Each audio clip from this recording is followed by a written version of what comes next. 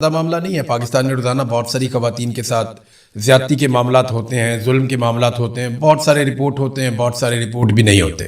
ہمارے جیسے معاشرے میں یہ چیزیں اور پوری دنیا میں بھی ہوتی رہتی ہیں. لیکن یہ معاملہ اتنی حساسیت کیوں اختیار کر گیا؟ نمبر ایک, یہ خواتین غیر ملکی تھی, پاکستان کی عالمی سطح پہ بدنامی ہوئی. اب انٹرنیشنل میڈیا میں بھی اکا دکا جگہ پہ یہ خبر چھپی ہے. جب یہ مزید پھیلے گی, یہ خواتین کسی جگہ پہ جا کر بیان دیں گی تو صورتحال مزید بگڑتی جائے گی, تو پاکستان کے لیے ایک بدنامی ہے. نمبر دو, یہ معاملہ جو ہے وہ جڑا ہے شاہی خاندان کے ساتھ, یعنی جو پاکستان کا حکمران خاندان ہے. پنجاب میں ان کی وزارت اعلیٰ ہے, وفاق میں ان کی حکومت ہے, پاکستان کا نائب وزیر اعظم بھی ہے, پنجاب میں بھی ان کا ایک وزیر ہے علی ڈار, اور نائب وزیر اعظم کا نواسہ ہے, ایک اور جو وزیر ہے اس کا وہ بھانجا ہے, نواز شریف کے ساتھ اس کی تصویریں ہیں, باقی فیملی ممبرز کے ساتھ اس کی تصویریں ہیں, اور اب تو تصویریں بھی لوگ سوشل میڈیا پہ اٹھا اٹھا کر ڈال رہے ہیں. تو یہ ساری چیزیں جو ہیں وہ اہمیت اختیار کر جاتی ہیں جب ایک رائل فیملی یا جو حکمران فیملی ہے وہ اس کے ساتھ جڑی ہے اتنے بڑے جرم کے ساتھ, اور دوسرا وہ جن خواتین کے ساتھ ظلم ہوا وہ غیر ملکی شہری ہیں اور ایسے ممالک کی شہری ہیں جہاں پہ ہیومن رائٹس کو بہت زیادہ اہمیت دی جاتی ہے. اب ایک نئی چیز سامنے آئی ہے جو ہلا دینے والی ہے. دیکھیں, ایک پریس ریلیز آئی تھی ڈی آئی جی فیصل کامران کی, اور اس پریس ریلیز کے اندر سب سے پہلا جو جملہ تھا وہ کیا تھا؟ Maryam Nawaz in action. اور فیڈمو تاڑے پولیس ہوندے ہوتے, یعنی ڈی آئی جی نے سب سے پہلے جو جملہ لکھا وہ کیا لکھا کہ مریم نواز ان ایکشن. اس کے بعد بتایا جی مریم نواز نے ہمیں حکم دیا تو اس کے بعد ہم نے عورتوں کو 2 گھنٹے کے اندر بازیاب کروا لیا. اگر مریم نواز حکم نہ دیتی تو کیا 2 گھنٹے میں بازیاب نہ ہوتی؟ تم لوگ ایسے ہی بیٹھے رہتے چپ کر کے بے شرموں کی طرح. اصل کہانی اب کھلی ہے. ڈی آئی جی کا جھوٹ بھی پکڑا گیا, مریم نواز کا جھوٹ بھی پکڑا گیا, جتنے صحافی 2-3 دن سے خبریں دے رہے تھے ان سب کا جھوٹ پکڑا گیا, اور یہ بھی پتا چل گیا کہ یہ کس لیول کے درباری لوگ ہیں اور کس طریقے سے حقیقت کو چھپایا جا رہا تھا. ہمارے پاس یہی خبر آ رہی تھی کیونکہ پاکستان کے سورسز یہی بتا رہے تھے, لیکن یاسر شامی کو شاباش ہے اور ذیشان عزیز کو جو اردو پوائنٹس ہیں, ان دونوں کو شاباش ہے, انہوں نے شاندار کام کیا اس کیس میں. ہوا یہ کہ یہ خواتین بازیاب نہیں کروائیں پولیس نے, یہ حادثاتی طور پہ سامنے آ گئی. یہ کیسے ہوا؟ یاسر شامی صاحب یہ ساری سٹوری سامنے لے کر آئے. ہوا یہ کہ 1 جولائی کو رضا ڈار نامی جو بندہ ہے, جو اسحاق ڈار کا نواسہ ہے, نواز شریف کا رشتہ دار, رضا ڈار نامی جو بندہ ہے وہ ان خواتین کو اس گھر سے لے کر بھاگا. اب یہ خواتین نے اپنے بیانات میں عدالت میں بھی کہہ دیا ہے, لیکن وہ بیانات جو عدالت کے تھے ان کو سیل کر دیا گیا تھا کہ وہ پبلک دیکھ ہی نہ سکے کہ اس کے اندر انہوں نے کیا کہا. اور سیل کرنے کے 48 گھنٹوں کے بعد ان بیانات کو اب منظر عام پر لایا گیا ہے. ایک تو یہ سوال ہے نا کہ دفعہ 164 کے جو بیانات تھے ان دونوں خواتین کے جو انہوں نے مجسٹریٹ کے سامنے دیے تھے, ان دونوں بیانات کو سیل کس لیے کیا گیا؟ اور 48 گھنٹوں کے بعد جب یہ خواتین پاکستان سے جا چکی ہیں تو پھر ان بیانات کو ڈی سیل کر دیا گیا, پبلک کر دیا گیا. تو ایسا کیا ہے جو ان بیانات میں سے مٹا دیا گیا یا ہٹا دیا گیا؟ ابھی تک تو ایک باس ہے جسے بچانے کی کوشش کی جا رہی ہے, اور ساری کڑیاں مل کر واپس باس کی طرف ہی جاتی ہیں. یہ لڑکا گاڑی میں لے کر بھاگا ان 2 لڑکیوں کو اور انہیں ایئرپورٹ کی طرف لے کر جا رہا تھا. رستے میں ایک ٹویوٹا کا شو روم ہے اور اس کے سامنے ایک فلٹر ہاؤس ہے. وہاں پہ یہ لڑکا ہارن دے رہا تھا, ڈپرز مار رہا تھا, گاڑیوں کو آگے سے ہٹنے کا کہہ رہا تھا, اور ایسا لگتا ہے کہ شاید یہ ان عورتوں کو ایئرپورٹ پہنچانا چاہتا تھا یا کہیں شفٹ کرنا چاہتا تھا یا پاکستان سے باہر نکالنا چاہتا تھا. کچھ نہ کچھ تو اس کے دماغ میں چل رہا تھا, لیکن یہ بہت ایمرجنسی میں تھا, یہ گاڑی بھگا رہا تھا. اب ثبوت بھی مل گئے ہیں. اس نے ایک فیملی کی جو گاڑی ہے اس کو پیچھے سے آگے ٹکر مار دی. وہاں پہ جو ہے وہ گاڑی اس کی بھی رک گئی, وہ فیملی والوں نے اپنی گاڑی روک دی.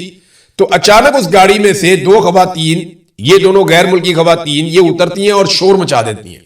اور یہ اتنا شور مچاتی ہیں, اتنی پینک ہو جاتی ہیں کہ وہ زمین پہ بیٹھ جاتی ہے ان میں سے ایک خاتون, اور دوسری زمین پہ لیٹ جاتی ہے شور مچا کے. تو وہاں پہ عوام کی بھیڑ اکٹھی ہونا شروع ہو گئی. تو ایسے میں وہ لڑکا جو تھا وہ وہاں سے اس گاڑی کو لے کر بھاگا جو انہیں لے کر شفٹ کر رہا تھا. وہ گاڑی لے کر بھاگتا گیا اور اس کی فوٹیج بھی یاسر شامی نے 2-3 جگہ سے اکٹھی کی کہ کیسے وہ زگ زیگ کرتا ہوا بہت ریش ڈرائیونگ کر کے وہاں سے بھاگتا چلا جا رہا. وہ وہاں سے بھاگ گیا اور خواتین جو ہے وہ عوام کے ہتھے چڑھ گئی. عوام وہاں پہ آس پاس چاروں طرف وہاں پہ اکٹھے ہو گئے اور فلٹر ہاؤس والی جگہ پہ ان کو پانی شانی پلایا, پولیس کو کال کی 15 پہ. تو اس طریقے سے وہاں پہ پولیس پہنچنا شروع ہوئی. یعنی اگلے 15-20 منٹ کے اندر ایک گاڑی آئی, پھر ایک اور گاڑی آئی, پھر پونے گھنٹے کے بعد 15 پولیس بھی آئی. تو ساری پولیس تھوڑی دیر کے بعد اکٹھی ہو گئی اور ان خواتین کو اپنے ساتھ لے کر چلی گئی. وہ جس بندے کی گاڑی ٹھوک کے بھاگ گیا تھا رضا ڈار, اس گاڑی کا کوئی پرسان حال ہی نہیں ہے. وہ اپنی ایف آئی آر کروانے گئے تو ان کی ایف آئی آر پولیس دے نہیں رہی. پولیس کہہ رہی جی پہلے آئے تھے معاملہ ٹھنڈا ہو جائے, ہم تو ادھر پھنسے ہوئے سارے کے سارے, ہم آپ کا کام کیسے کریں, آپ کی ایف آئی آر کیسے کریں, جاؤ اپنی گاڑی خود ہی ٹھیک کروا لو. یہ ہے اصل کہانی. اب یہاں پہ بہت سارے دانشور, بہت سارے صحافی جو کہانیاں سنا رہے تھے, جی مریم نواز کا سسٹم وہ کام کر رہا تھا. جیو فینسنگ کی جناب پولیس نے جناب ٹریک اینڈ ٹریس کا پورا ایک سسٹم لگایا. سیف سٹی کے کیمراز جو ہے وہ کمال کاروائی کر رہے تھے. اور فڑے منہ تڑے سیف سٹی کے کیمراز 9 مئی والے دن تو کام نہیں کر رہے تھے. جب پی ٹی آئی والے احتجاج کرنے کے لیے کور کمانڈر ہاؤس کے باہر پہنچے تو پورے کنٹونمنٹ کے کیمراز کے اندر آج تک فوٹیج نہیں مل رہی. پتہ ہی نہیں چل رہا کہ وہ سی سی ٹی وی کہاں گئی. تو یہاں پہ سی سی ٹی وی کیمرا جناب وہ بھی نکلا ہے, یہ بھی کر لیا, وہ بھی کر لیا. کیا وہ میں آپ کو بتاتا ہوں. اینی شاہدین یہ بتاتے ہیں کہ جس وقت یہ لڑکیاں برآمد ہوئیں, یعنی پولیس وہاں پہ پہنچی, انہوں نے دیکھا کہ یہ وہ غیر ملکی لڑکیاں ہیں. اب پولیس کو تو لوگوں نے دی تھی, وہ لڑکا تو لے کے بھاگ رہا تھا. یہ بازیابی والا ڈرامہ تو ختم ہو گیا, مریم نواز کے ایکشن والا ڈرامہ بھی ختم ہو گیا, مریم نواز ان ایکشن وہ والا ڈرامہ بھی ختم ہو گیا. جناب خواتین میری ریڈ لائن ہے وہ والا ڈرامہ بھی ختم ہو گیا. یعنی یہ اتنے جھوٹے ہیں, اتنے جھوٹے. یہ مریم نواز کو جھوٹ بولنے کی ایسی گھٹیا اور گندی عادت ہے نا, اس نے ساری عمر جھوٹ بولا ہے. جو سٹیٹمنٹ اٹھاؤ جھوٹ بولا. کبھی یہ پائپان سے کپڑے استری کر رہی ہوتی ہے, کبھی یہ شیشے میں ملا کے ساتھ مکس کر کے اس میں گڑ کھاتی ہے, عجیب حرکتیں کرتی ہے. کبھی یہ کیلبری فونٹ لے کر آ جاتی ہے, کبھی یہ کہتی ہے میری برطانیہ تو کیا پاکستان میں بھی کوئی پراپرٹی نہیں ہے, پھر ہر طرف اس کی پراپرٹی نکل آتی ہے. کبھی یہ اپنی بی ایم ڈبلیو کو نہیں مانتی. میری سمجھ سے بھائی, کبھی کہتی ہے ہم بہت غریب ہوتے تھے, کبھی یہ کہتے ہیں ہم بہت امیر ہوتے تھے. اس عورت کی نا جھوٹ بول بول کے کیونکہ یہ ایک پولیٹیکل لیڈر ہے اس لیے میں اس پہ تنقید کر سکتا ہوں, اور یہ عورت کارڈ کے پیچھے چھپ بھی نہیں سکتی. تو یہ عورت بہت جھوٹ بولتی ہے, اور اس نے اتنا جھوٹ بولا کہ اس کا سارا نظام اب جھوٹ پہ لگ گیا ہے. پولیس کی پریس ریلیز بھی جھوٹ ہے. وہ کہتی ہے جی جا کے ہم نے برآمد کیا. اب پولیس والے بتائیں نا برآمد کہاں سے کیا, وہ تو سڑک سے ملی ہے. اچھا, اس سارے وقوعے کو چھپانے کے لیے پولیس نے کیا کیا؟ اینی شاہدین بتاتے ہیں کہ پولیس پھر ڈی وی آر اٹھاتی رہی ہے. پولیس نے فلٹر ہاؤس وہاں پہ جو کیمرے لگے تھے ان کا ڈی وی آر اٹھایا, پھر آگے 1-2 اور جگہ وہاں سے ڈی وی آر اٹھائے. تو پولیس والے فوٹیج اکٹھی کرتے رہے. کو 50 کے قریب لوگ اس بات کے گواہ ہیں کہ پولیس نے کوشش کی کہ کوئی بھی فوٹیج ایسی نہ ملے جس سے یہ پتا چلے کہ یہ خواتین ہمیں راہ جاتے ہوئے ملی ہیں. وہ ان کو بھگا کر لے جا رہا تھا کہیں پہ. جس وقت ان خواتین نے گاڑی سے نکل کر رولا ڈالا, عوام نے ان کو پکڑا, پولیس کو بلایا, ان کے حوالے کیا. یہ والا سارا معاملہ پولیس چھپانا چاہتی تھی اس لیے تاکہ مریم نواز کو کریڈٹ دیا جا سکے. دیکھیں جی کتنی بڑی قربانی دے رہے ہیں کہ ان کے خاندان کے بندوں نے منہ کالا کیا ہے, تو یہ اس کے باوجود جناب ڈٹ کر کھڑے ہیں اور جناب انصاف دے رہے ہیں. ایسا نہیں ہے, یہ 2 نمبری کر رہے تھے, فراڈ کر رہے تھے. لوگوں نے خواتین کو پکڑ لیا اور پکڑ کے پولیس کے حوالے کیا. یہ بات اب کھل چکی ہے. یاسر شامی کو ایک مرتبہ پھر شاباش, اور بہت سارے حقائق سامنے لانے پر, کیونکہ ایک کڑی کو جوڑا ہے ذیشان عزیز نے, انہیں بھی شاباش ملنی چاہیے اس کیس میں. 1-2 اور وکلا ہیں وہ بڑا اچھا کام کر رہے ہیں, اور وہ چپ کر کے کام کر رہے ہیں خاموشی سے. وہ نہیں چاہتے کہ ان کی انفارمیشن باہر آئے. تو ٹھیک ہے, جب وہ چاہیں گے تو ان کی انفارمیشن ہم دیں گے, لیکن ان کے پاس بہت زیادہ حقائق ہیں. اب معاملہ یہ ہے کہ گاڑی کے اندر اب خواتین کے بیانات پھر باہر آ جاتے ہیں. جب یاسر شامی یہ ساری چوری پکڑ لیتا ہے تو پھر خواتین کے بیانات باہر آنے میں تو پرابلم کوئی نہیں ہے نا. پھر ان کے جو بیانات ہیں 164 کے, کیونکہ تنقید بہت ہو رہی تھی, ان کو ڈی سیل کر دیا گیا. فیصل واڈا بھی کہہ رہا تھا, باقی لوگ بھی کہہ رہے تھے, رولا پڑا ہوا تھا. جب ان کو ڈی سیل کیا گیا تو مجھے پورا یقین ہے کہ کچھ نہ کچھ تو ان کے ساتھ کیا گیا, مجھے ایسا لگتا ہے, کیونکہ یہ سسٹم انتہائی گندا اور غلیظ ہے. باس کو بچانے کے لیے یہ کسی بھی لیول تک جا سکتا ہے. اس بیان کے اندر بھی خواتین کہہ رہی ہیں کہ وہ بندہ باس سے بات کر رہا تھا اور باس کی انسٹرکشن لے رہا تھا.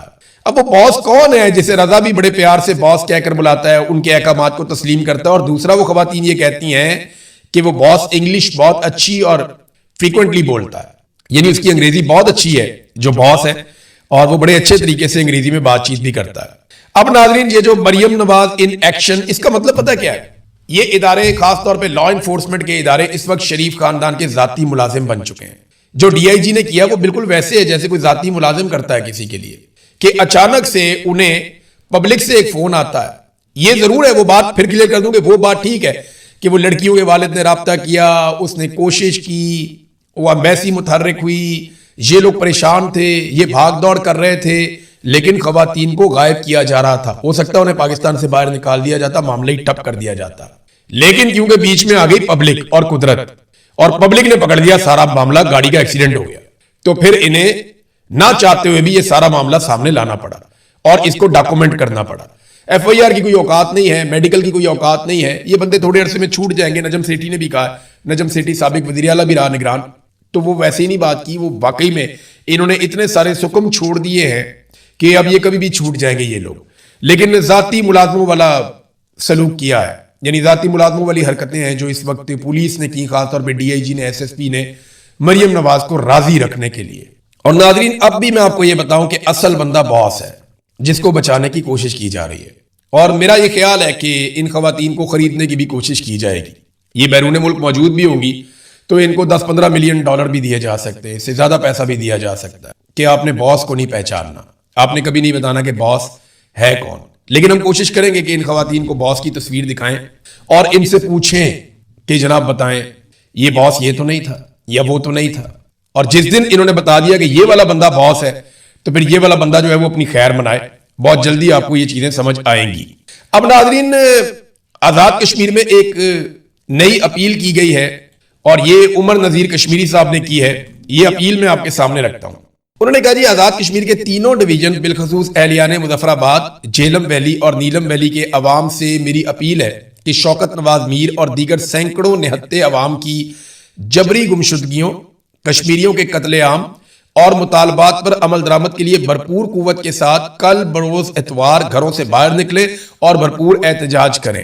ظلم اور جبر کے آگے ہم نے جھکنا نہیں ہے بلکہ پرامن اور ثابت قدم رہ کر اس تحریک کو کامیابی سے امکنار کرنا ہے. میری جو برطانیہ میں لوگ موجود ہیں ان سب سے درخواست ہے کہ کل لندن میں, چاہے آپ پاکستان کے سیٹلڈ ایریا میں دوسرے ایریا میں رہنے والے ہیں یا آپ آزاد کشمیر کے رہنے والے ہیں, آپ جموں کشمیر کے شہری ہیں, آپ آزاد کشمیر کے شہری ہیں, آپ پنجاب کے شہری ہیں, سندھ کے, بلوچستان کے, خیبر پختونخوا کے, گلگت بلتستان, آپ کسی بھی علاقے کے شہری ہیں, آپ اگر برطانیہ میں رہتے ہیں تو آپ کل کے احتجاج میں ضرور شرکت کریں اور بڑے پیمانے پر احتجاج کر کے یہ ثابت کریں کہ ملٹری اسٹیبلشمنٹ کے چند کرداروں کے آگے نہ کشمیری گھٹنے ٹیکیں گے نہ پاکستانی گھٹنے ٹیکیں گے.